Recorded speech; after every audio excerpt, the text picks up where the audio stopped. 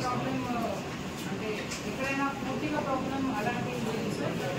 5 places where roads are cut off, but there is no road which doesn't have a different route. So maroon villages.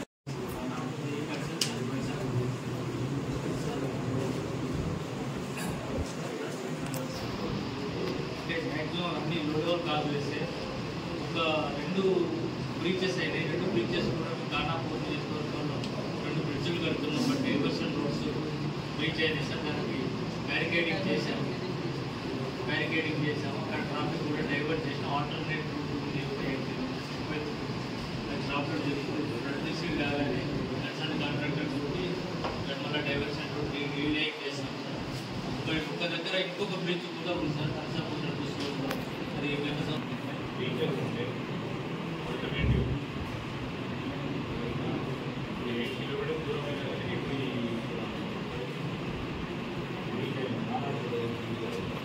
అంటే అప్రమత్తం చూడండి. After pains receive అయిన తర్వాత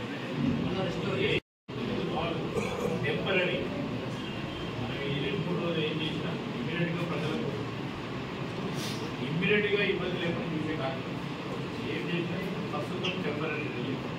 permanent సంబంధించి collector మనం meeting పెట్టాలి. దానికి సంబంధించి ఇప్పుడు పెద్ద బ్రీచ్ అయింది అక్కడ బతికి ఏం చేయాలో నెక్స్ట్ రైట్ నౌ నాట్. ప్రభుత్వం సహాయక చర్యలు ఎక్కడ అవసరం ఉంటే అక్కడ వెంటనే యుద్ధ ప్రతిపాదన చేయాలి. అదేవిధంగా ప్రికాషనరీ మెజర్స్ తీసుకోవాలని ఇప్పుడే మేము గడం ప్రాజెక్టు పోయి రావడం జరిగింది. సాంకేతికపరమైన పరిజ్ఞాన బాధ్యత దాని పరంగా ముందుకు నడవాలని ఆదేశించడం జరిగింది.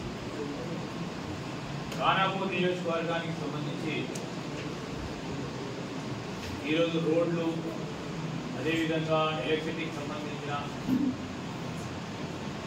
భారీ వర్షాల వల్ల ఎక్కడైనా రోడ్లు తెగిపోయినాయా,